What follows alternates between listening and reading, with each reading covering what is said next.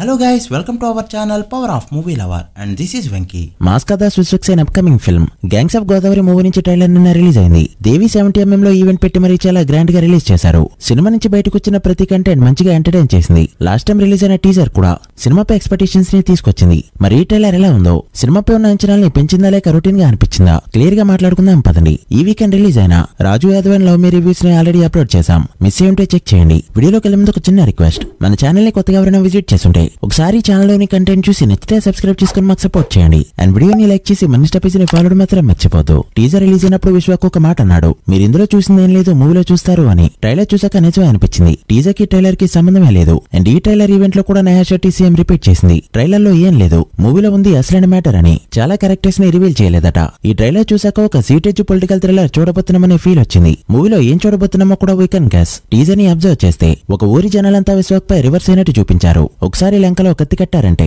ఆ మనిషిని చంపకుండా వదలరు అనే ఒక కాన్సెప్ట్ ని టీజర్ లో తీసుకొచ్చారు. అండ్ ఆ కత్తి కట్టేది మూవీలో హీరో పైనే, అది కూడా వాడి సొంత మనిషిలా అన్నట్టు చూపించారు. టీజర్ కి ముందు వరకు వదిలిన స్టఫ్ లో హీరో ఒక జాలర్లా పూర్మెల్లా కనిపించాడు. బట్ టీజర్ లో ఊరిలో ఉన్నవాడిలా చూపించారు. ఇక ట్రైలర్ విషయానికి వస్తే విశ్వక్ ని ఒక యువ నాయకుడిగా చూపిస్తూ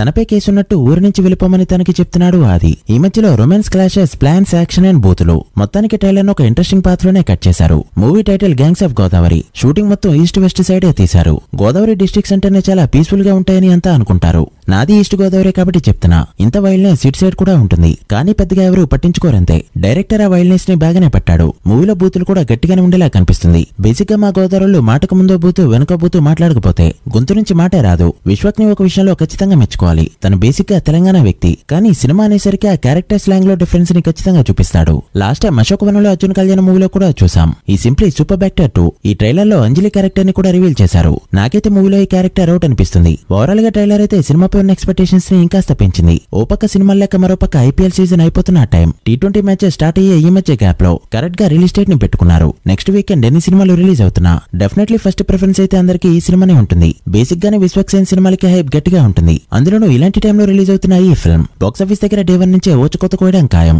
50 కోట్ల మార్క్ అనేది కేక్ వాక్. అది గ్రాస్ కావచ్చు, షేర్ కావచ్చు. విశ్వక్ ఉన్న క్రేజ్ టైర్ 2 రేంజ్ లోనే ఉన్నా ఇప్పటి వరకు తన సినిమాలకు వచ్చే కలెక్షన్స్ టైర్ 3 రేంజ్ లోనే ఉన్నాయి. బట్ ఈ సినిమాతో తన రేంజ్ మారే ఛాన్స్ ఉంది. అండ్ డే 1 గామిని బ్రేక్ చేసే ఛాన్సులు కూడా పుష్కలంగా ఉన్నాయి. చూడాలి మరి ప్రామినెంట్ హీరో ఈసారి ఎంతవరకు మెప్పిస్తాడో. So guys, that the video. ఇది గ్యాంగ్స్ ఆఫ్ గోదావరి ట్రైలర్ పై మా రివ్యూ. మీకు ట్రైలర్ ఎలా అనిపించిందో కమెంట్ చేసి డే 1 కలెక్షన్స్ ఎంత రావచ్చు, హిట్టాక్ వస్తే ఫుల్ రన్ లో ఎంతవరకు వెళ్తుంది అనుకుంటున్నారో కూడా మెన్షన్ చేయండి. అండ్ వీడియో నచ్చితే లైక్ చేసి మీ ఫ్రెండ్స్ అండ్ ఫ్యామిలీ మెంబర్స్ కి షేర్ చేయండి. మరొక ఇంట్రెస్టింగ్ వీడియోతో మళ్ళీ కలుద్దాం. అప్పటి వరకు signing off. Power of movie lover. Thank you.